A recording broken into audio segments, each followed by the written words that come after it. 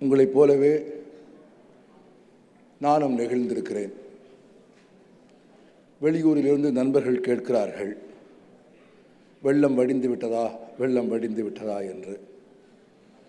நான் அவர்களுக்கு சொல்லிக்கொண்டே இருக்கிறேன், வெள்ளம் வடிந்து விட்டது. ஆனால் எல்லாவற்றையும் இழந்தவர்களின் துயரம் வடிவதற்கு இன்னும் பல ஆண்டுகளாகும். எம்ஜிஆர் நகரில் சூளைக்குப்பத்தில் 3 பெண் குழந்தைகளுக்கு தகப்பனாய் அமர்ந்திருந்த எல்லாவற்றையும் இழந்த கதிரேசனிடத்தில் என் நண்பர் கேட்டார், என்னென்ன போச்சு என்று கேட்டார். சிவந்து கலங்கிய கண்களோடு 2 கைகளையும் உயர்த்தி கதிரேசன் சொன்னார், 45 வருஷ உழைப்பு போச்சு. இப்படி நடக்கும் என்று யாருக்குமே தெரியாதா? இல்லை, தெரிந்தவர்கள் சொல்லிக்கொண்டே இருந்தார்கள். ஊர் ஊராய் போய் சொன்னார்கள். விழுப்புரம் மாவட்ட ஆட்சித்தலைவர் அலுவலகம் கட்டப்பட்டிருக்கிற இடம் ஒரு ஏரி, கடலூர் மாவட்ட ஆட்சித்தலைவர் அலுவலகம் கட்டப்பட்டிருக்கிற இடம் ஒரு ஏரி, கோயம்பேடு பேருந்து நிலையம் இருக்கிற இடம் ஒரு குளம், மதுரைக்கு பக்கத்தில் உலகநேரி என்று ஒரு ஏரி இருக்கிறது. உலகத்திற்கே தண்ணீர் தருவதால் அதற்கு உலகநேரி என்று பெயர். அந்த உலகநேரியின் மீதுதான் மதுரையிலே உயர்நீதிமன்றத்தின் கிளை கட்டப்பட்டிருக்கிறது.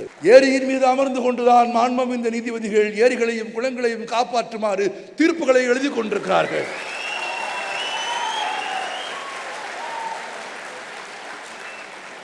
எல்லா ஆக்கிரமிப்புகளையும் எப்படி அகற்றுவது என்று எனக்கு தெரியவில்லை. ஆனால் இருப்பதை ஆக்கிரமிக்காமல் காப்பதற்கான ஒரு இயக்கத்தை இன்று துவங்கி இருக்கிறோம். நீங்கள் எங்கள் தாயின் முந்தானையை பறித்தீர்கள். ஆற்று மணல் என்பது தாயின் முந்தானை. ஆடிப்பெருக்கின்றிருக்கு வீட்டில் சாமி கும்பிடுவதற்கு ஒரு பையில் மண் எடுத்து கொண்டு வர சொல்லும் அம்மா. கும்பிட்டு விட்டு சாயங்காலம் அந்த மண்ணை பையில் கொடுத்து, மகனே மகனே எடுத்த இடத்தில் கொண்டு போய் போடு மகனே என்று அம்மா சொல்லும். அந்த அறியாத இளம்பருவத்தில் கேட்டிருக்கிறேன், எங்கே போட்டாய் என்ன? இல்லை மகனே, எங்கே மண் எடுத்தாயோ அங்கே போய் போடு என்பாள். ஏம்மா அப்படி என்று சொல்கிற போது என் தாய் என் சிறிய வயதில் எனக்கு சொன்னாள். என்ன சொன்னாள்? மகனே, மணல் என்பது நதித்தாயின் முந்தானை. வெள்ளம் வருகிற போது முந்தானை விலக்கி அவள் நமக்கு அமுதூட்டுகிறாள். தாயின் முந்தானையை ஒரு சமூகம் திருடக்கூடாது என்று சொன்னார்கள். ஆனால் இங்கே என்ன நடந்தது? நீங்கள் பயணம் பத்திரமாய் போவதற்காக நீண்ட சாலைகள் போட்ட போது, நீண்ட சாலைகள், அகலமான சாலைகள் போட்ட போது, ஆயிரக்கணக்கான மரங்களை வெட்டிய போது நீங்கள் மௌனமாக இருந்தீர்கள். ஒவ்வொரு மரம் வெட்டப்பட்ட போதும் அந்த மரத்தின் உச்சியில் கட்டப்பட்டிருந்த கூட்டில் இன்னும் சிறகு முளைக்காமல் பறக்காமல் தாயின் வரவுக்கு காத்திருந்த குஞ்சு வெட்டப்பட்ட கூட்டோடு கீழே விழுந்து தார் ரோட்டின் சூட்டில் கருகி செத்து போனதை நீங்கள் பார்த்திருக்கிறீர்களா? ஒரு பறவை, பறக்க முடியாத, இன்னும் ரோமம் முளைக்காத ஒரு குஞ்சு உங்கள் அகலமான சாலைகளுக்காக வெட்டப்பட்ட மரங்களின் போது தார்ச்சாலையில் விழுந்து துடித்து கருகி செத்து போனதை நீங்கள் பார்க்கவில்லை என்றால், அமர்ந்து அழுவதற்கு மரம் இல்லாமல், இறந்து போன குஞ்சின் துயரத்திற்காக அமர்ந்து அழுவதற்கு மரம் இல்லாமல் பறந்து கொண்டே இருந்த தாய்ப்பறவையின் துயரம் தெரியாத ஒரு சமூகம் இப்படி வெள்ளத்தில் விழவே செய்யும், விழவே செய்யும். இது படிப்பினை. நான் இன்னும் உரக்க சொன்னேன், உங்கள் ஆட்சியர் அலுவலகங்கள், உங்கள் நீதிமன்றங்கள், உங்கள் அரசு பணிமனைகள் எல்லாவற்றையும் நீர்நிலைகளை ஆக்கிரமித்து கட்டினீர்கள்.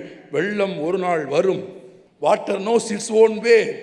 தன் தடத்தை தண்ணீர் ஒருபோதும் மறப்பதில்லை. அது பெருகி வரும். அது பெருகி வருகிற நாளில், கூடி வருகிற தண்ணீரில் உங்கள் ஆட்சி, உங்கள் அதிகாரம், உங்கள் நீதி அனைத்தும் மிதக்கும். என் வாழ்நாளில் நான் அதை காண்பேன் என்று சொன்னேன். நீ சொன்னாய்தானே என்று என் வீட்டுக்கு தண்ணீர் வந்தது. முழங்கால் அளவு தண்ணீர் வந்தது. நிறைய புத்தகம் படிக்கிற பழக்கம் இருக்கிறவன் நான் என்பதால், புத்தகம் இருக்கிறவன் வீட்டுக்குள் நுழைந்து சும்மா போகக்கூடாது என்று தரையில் வைத்திருந்த புதிதாக வாங்கிய புத்தகங்களை எல்லாம் தண்ணீர் படித்தது. எவ்வளவு இழப்பு, எவ்வளவு துயரம். பச்சையப்பன் ஒரு கவிதை எழுதியிருப்பார். என் வீட்டுக்கு பக்கத்தில் ஒரு குளம் இருந்தது. விருந்தாளிகள் நிறைந்த ஒரு வீடு மாதிரி, காக்கைகளும் மடையான்களும் கொக்குகளும் நிறைந்திருந்த குளம். அந்த குளத்தின் கரையிலே தான் நான் ஆங்கிலம் படித்தேன். அந்த குளத்தின் கரையிலே தான் அப்பா எனக்கு அல்ஜிப்ரா சொல்லிக் கொடுத்தார். நான் நிந்தி பழகிய குளமும் அதுதான். அந்த குளம் ஒரு நாள் நகராட்சியின் கண்ணில் பட்டது. இங்கே அவரவர்கள் நினைப்பிக் கொள்ள வேண்டும். நகராட்சி, மாநகராட்சி, வட்டம், சதுரம், முக்கோணம் என்று நீங்கள் போட்டுக்கொள்ள வேண்டும். கோடிட்ட இடத்தை நிரப்புக. நகராட்சி அந்த குளத்தை ஒழிப்பதற்கு திட்டமிட்டு சாக்கடையை திருப்பி விட்டது. அப்படிதான் ஆரம்பிக்கும். எல்லா ஊர்லையும் அப்படித்தான், ஒரே ஸ்டைல் தான், ஒரே பேட்டர்ன் தான். சாக்கடையை திருப்பி விட்டார்கள். எதிர்த்து வந்த தண்ணீரை பார்த்து நன்னீர் வருகிறது என்று போன மீன்களின் செவுள்கள் ரணமாகி செத்து மிதந்தன. செத்து மிதந்த மீன்களை சாப்பிட்டு மரத்தின் கிளைகளில் மடையான்களும் மயங்கி சரிந்தன. சாக்கடை நீர் ஏற ஏற ஏற கொஞ்ச நாளில் குளம் குட்டையானது. அது காலை கிளைக்கும் இடமான பிறகு சுற்றுப்பகுதியிலே வாழுகிற படித்தவர்கள், அறிவுஜீவிகள், இதோ எங்கள் வீட்டுக்கு பக்கத்தில் நாற்றம் அடிக்கிறது, நகராட்சி நடவடிக்கை எடுக்க வேண்டும் என்று எழுதினார்கள். நகராட்சிக்கு சௌரியமாக போய்விட்டது. குப்பை கொட்டி அதை மூடியது. குப்பை கொட்டி மூடிய பிறகு மூடிய இடத்தில் கொஞ்ச நாள் அந்த ஏரியாவில் இருக்கிற பையன்கள் கிரிக்கெட்டும் ஃபுட்பாலும் விளையாடுவார்கள். நமக்கு ஒரு மைதானம் கிடைத்துவது என்று மயங்கி, அவ்வளவுதான். 2 ஆண்டுகளுக்கு பிறகு அந்த குழந்தைகளிடமிருந்தும் அதை பறித்து மயானத்தில் கிடக்கும் மண்டை ஓடுகளை போல் கற்களை நட்டு அதை ஒரு பகுதியை அரசே ஆக்கிரமித்து ஒரு பணிமனையை கட்டி, ஒரு அலுவலகத்தை கட்டி, அப்புறம் யாராவது தனியார் வந்து கேட்டால் அரசே கட்டி இருப்பதால் நீங்கள் கட்டலாம் என்று அவருக்கும் கொடுத்து, பச்சையப்பன் எழுதினான். குளம் காய்ந்து வற்றி சாக்கடையாகி தரையாகி வீடாகி இப்போது ஈரமும் இல்லாத, ஈரமே இல்லாத, இரும்பும் மண்ணும் கல்லும் கட்டப்பட்ட ஒரு வீட்டின் முதல் தளத்தில் அமர்ந்து நான் என் மகளுக்கு பாடம் சொல்லிக் கொடுக்கிறேன். மகளே மகளே, மருதம் என்றால் வயலும் வயல் சார்ந்ததும் என்று.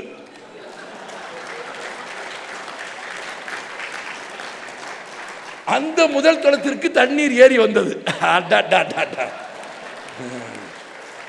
ஒருத்தர் சொன்னார் இங்கே ஏர்போர்ட் வருது, அங்கே மெட்ரோ ட்ரெயின் வருது, இன்ஜினியரிங் காலேஜ் இருக்கு, எலக்ட்ரிக் எரிமேஷன் வருது, மின்மயானம் வருது, எல்லாம் வருது, இந்த வீடை வாங்குங்கன்னு சொன்னா வெள்ளம் வரும்னு சொல்லலையே.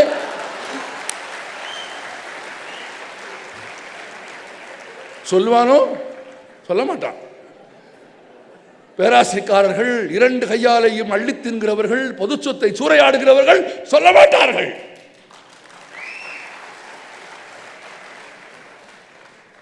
யாதும் ஊரே யாவரும் கேளீர், அடுத்தவரையே நினைவில் வையுங்கள், தீதும் நன்றும் பிறதர வாரா.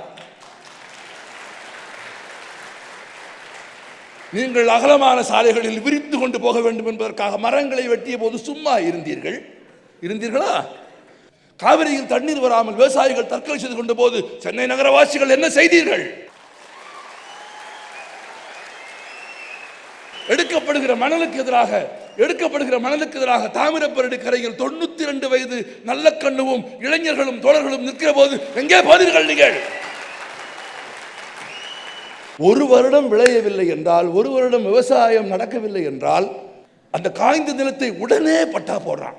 வாடிய பயிரை கண்ட போதெல்லாம் வாடினேன் என்று வாடிய வள்ளல் பெருமான் வாழ்ந்த நாட்டில் விளைநிலங்களை பட்டா போட்டு அதற்கு வள்ளலார் நகர்னு பேர் வைக்கிறான்.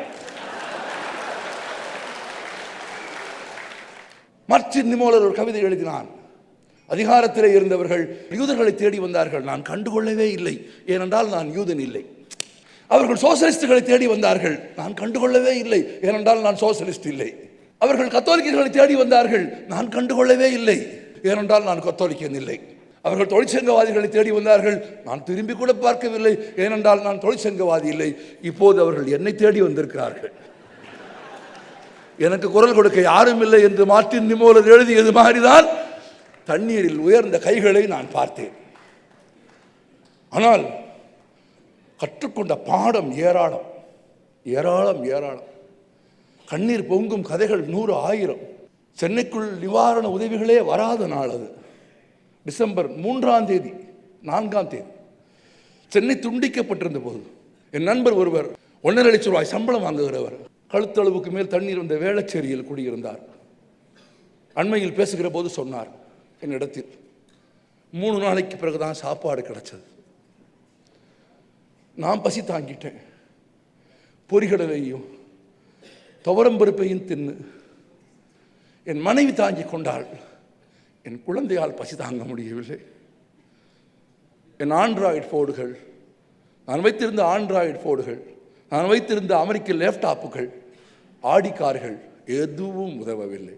யாரெல்லாம் உதவ வருவார்கள் என்று கருதினமோ அவர்கள் யாரும் வரவே இல்லை. 4ஆம் தேதி காலை வீட்டில் இருந்த துவைத்து சுத்தமாக வைத்திருந்த உடைகளில் கொஞ்சத்தை கொண்டு போய், உண்மையில் உபகாரம் செய்ய விரும்புகிறவர்கள் உடுத்திய துணியை கொடுக்கக்கூடாது, அது பாவம். ஆனால் புதிய துணி வாங்க முடியவில்லை, கடைகள் இல்லை, காசு இல்லை.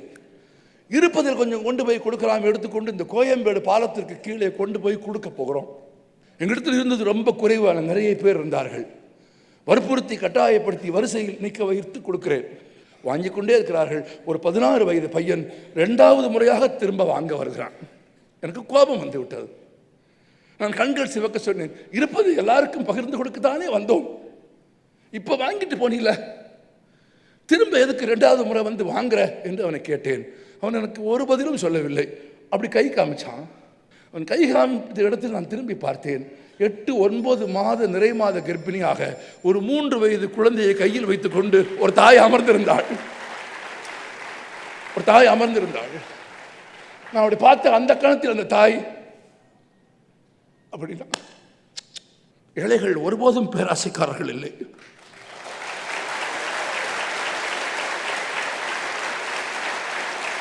ஒருபோதும் உதவுவதற்கு மனம் இருந்தால் மட்டும் போதாது, அறிவு வேண்டும் என்று கற்றுக்கொண்டோம்.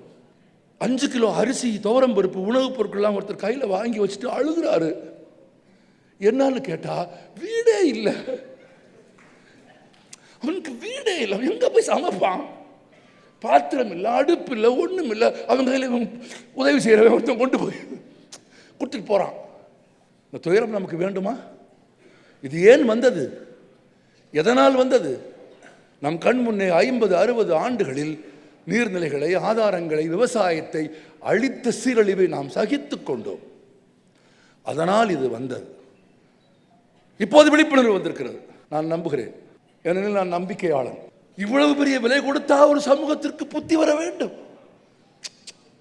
எவ்வளவு துயரம் பாருங்கள். இவ்வளவு விலை கொடுத்தாவது புத்தி வந்தால் சந்தோஷம். ஒன்றை நினைவிலே வைத்துக் கொள்ளுங்கள், ஏரிகளையும் குளங்களையும் நீர்நிலைகளையும் காப்பாற்றுவது என்று நீங்கள் முடிவெடுத்து விட்டால் நிலத்தடி நீர் உயரும். நிலத்தடி நீர் உயருமானால் குடிக்கிற தண்ணீரில் உப்பின் அளவு குறையும். குடிக்கிற தண்ணீர் பெருகி உப்பின் அளவு குறைந்தால் இயற்கையில் பூதங்களில் ஒன்றான தண்ணீரை பாட்டிலில் அடைத்து எவனும் விற்க முடியாது.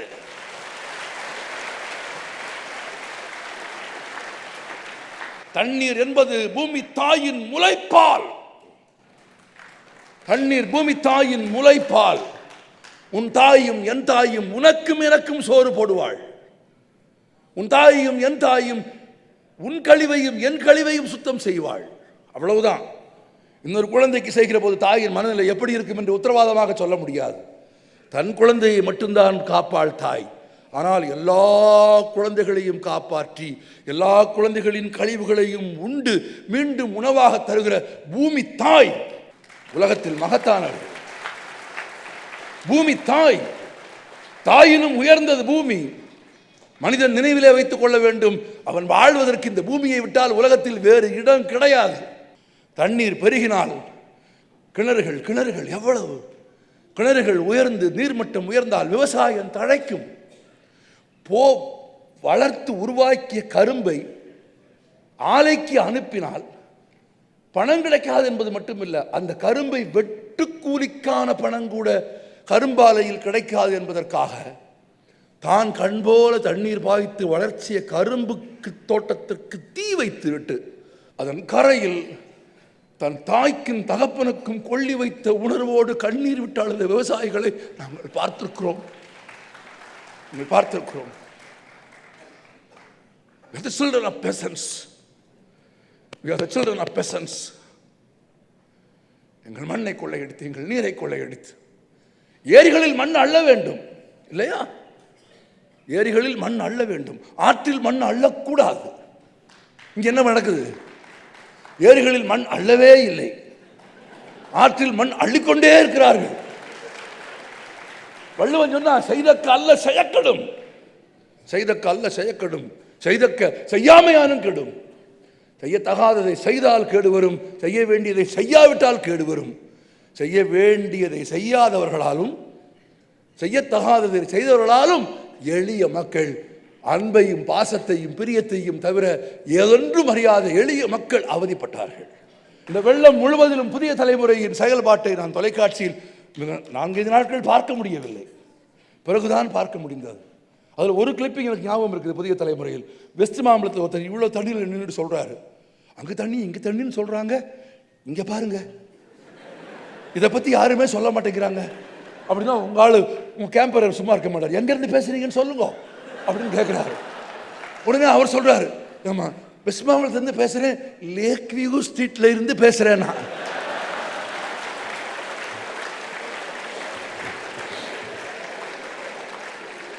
லேக் எங்கப்பா? காணா பொறுத்து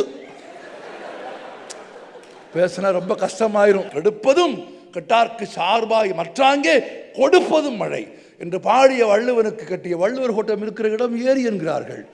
உண்மையா இல்லை என்று வள்ளுவனைத்தான் கேட்க வேண்டும்.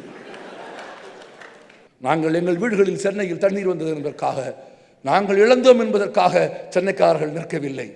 இனி இப்படி ஒன்று தமிழ்நாட்டின் எந்த பகுதியிலும் நிகழ்ந்து விடக்கூடாது என்பதற்காக, அப்படி எந்த பகுதியில் நிகழ்ந்தாலும் அதை தடுப்பதற்கான ஆயத்தத்தை உருவாக்குவதற்காக, ஏரிகளையும் குளங்களையும் கண்மாய்களையும் நிரப்புவதற்காக, அவைகளின் கரைகளில் மரங்கள் பெருகி வளர்வதற்காக, அந்த மரங்களில் பல்வகையான பறவைகள் கூடு கட்டி பாடுவதற்காக, நிறைந்த ஏரியில இருந்து பெருகுகிற விவசாயத்தின் வழியாக உழைத்து களைத்த எங்கள் விவசாய பெருமக்கள் சிறப்பான முறையில் விவசாயம் செய்வதற்காக, அந்த உணவை அவர்களோடு சேர்ந்து உண்பதற்காக இயற்கை செல்வங்களை, தமிழ்நாட்டை காப்போம். இனி ஒரு விதி செய்வோம், அதை எந்த நாளும் காப்போம். நான் சொல்கிறேன், மழை இனிது, மழை எப்போதும் இனிது. இதனினும் பெருமழை ஒன்று வந்தால் அதை வீணாக்காமல் தேக்கி வைக்கும் ஆற்றல் பெறும் இடமாக தமிழகத்தை மாற்றுவோம். வாருங்கள் மக்களே, இனி ஒரு விதி செய்வோம். நன்றி.